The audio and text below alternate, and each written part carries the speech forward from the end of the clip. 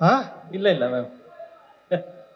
ಇಲ್ಲ ಇಲ್ಲ ಮ್ಯಾಮ್, ಎರಡು ಎರಡು ಬೇರೆ ಬೇರೆ ಬೇರೆ ಸಿನಿಮಾನೇ, ಅದರದೇ ಆದಂತ ಒಂದು ಇದಿದೆ ಎರಡು ಸಿನಿಮಾಗೂ.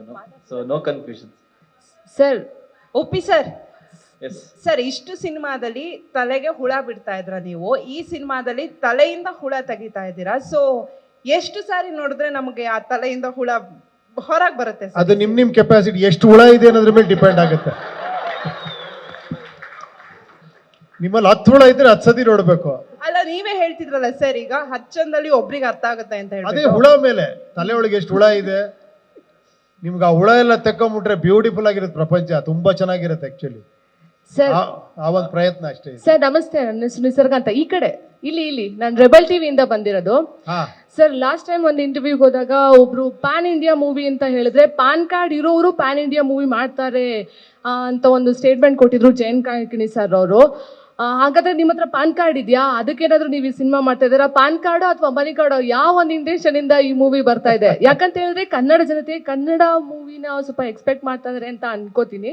ಸೊ ಇದು ಹೆಂಗೆ, ನಿಮ್ದು ಪಾನ್ ಕಾರ್ಡ್ ಪ್ರತಿಭೆನಾ ಪ್ರಭಾವನಾ ಏನು ಈ ಇಲ್ಲ, ಚಿತ್ರ? ನಿಜವಾಗ್ಲೂ ಇಲ್ಲಿ 2 ಕಾರ್ಡ್ ಇದೆ ನೋಡಿ. ನಾನ್ ಕನ್ನಡ ಅಂತಾನೆ ಮಾಡಿ ಸ್ಟಾರ್ಟ್. ಸರ್ ನಿಮ್ ಪಿಕ್ಚರ್ಗಳು ಬರೀ ಕನ್ನಡ ಅಲ್ಲ ಸರ್, ಅದು ಬೇರೆ ಲ್ಯಾಂಗ್ವೇಜ್ಗೂ ಹೋಗ್ಬೇಕದು, ಹಿಂದಿಗೆ ಹೋಗ್ಬೇಕು ಅಂತ. ಇದೇ ನವೀನ್, ಇದೇ ಶ್ರೀಕಾಂತ್, ಇವರೇ ನಮ್ಮನ್ನ ಪುಷ್ ಮಾಡಿ ಪ್ಯಾನ್ ಇಂಡಿಯಾ ಮಾಡಿದ್ದೆ ಇವರು. ಇದು ಎಲ್ಲಾ ಲ್ಯಾಂಗ್ವೇಜ್ಗೆ ಹೋಗ್ಬೇಕು. ಈ ಕಾರ್ಡ್ಗಳಷ್ಟೇ, ಟ್ರಂಪ್ ಕಾರ್ಡ್ಗಳು 2. ಸರ್ ಉಪೇಂದ್ರ ಸರ್, ಸರ್ ಇಲ್ಲಿ ಹಾ ಇಲ್ಲಿ ಇಲ್ಲಿ ಇಲ್ಲಿ ಅಮ್ಮ, ಸರ್, ಕೂಲಿ ಶೂಟಿಂಗ್ ಮುಗಿಸ್ಕೊಂಡು ಬಂದಿದ್ದೀರಾ. ರಜನಿಕಾಂತ್ ಅವ್ರಿಗೆ ಏನಾದ್ರು ವಾರ್ನರ್ ತೋರಿಸಿದ್ರ? ಅವ್ರೇನಾದ್ರು ರಿಯಾಕ್ಷನ್ ಕೊಟ್ರ, ಹೇಗೆ? ಇಲ್ಲಮ್ಮ, ಇನ್ನೂ ಮೀಟ್ ಮಾಡಿಲ್ಲ. ಲಾಸ್ಟ್ ಟೈಮ್ ಆದಾಗ ಇನ್ನೂ ಬಿಟ್ಟಿರ್ಲಿಲ್ಲ. ಇದು ಇನ್ನೊಂದು ಶೆಡ್ಯೂಲ್ ಇದೆ, ಟ್ರೈ ಮಾಡ್ತೀನಿ ತೋರ್ಸೋದಕ್ಕೆ ಅವ್ರಿಗೆ. ಸರ್ ಸರ್ ಇಲ್ಲಿ ಸುಜಯ್ ಅಂತ ಸರ್. ಈಗ ಆಲ್ಮೋಸ್ಟ್ 9 ಇಯರ್ಸ್ ಆದಮೇಲೆ ಡಿರೆಕ್ಟ್ ಮಾಡ್ತಾ ಇದ್ದೀರಾ. ಸೊ ಆಸ್ ಅ ಡೈರೆಕ್ಟರ್ ಆಗಿ ನಿಮ್ಮಲ್ಲಿ ಯಾವ ರೀತಿ ಬದಲಾವಣೆಗಳಾಗಿದೆ ಸರ್ ಈ ಸಿನಿಮಾ ಡಿರೆಕ್ಟ್ ಮಾಡುವಾಗ? ಅದು ಗೊತ್ತಿಲ್ಲ ಇವರೇ, ನೀವು ಹೇಳ್ಬೇಕದು. ಯಾಕೆಂದರೆ ನನಗೆ ಇನ್ನೂ ಅದೇ ಡೈರೆಕ್ಟರ್ ಅನ್ಕೊಂತೀನಿ ನಾನು.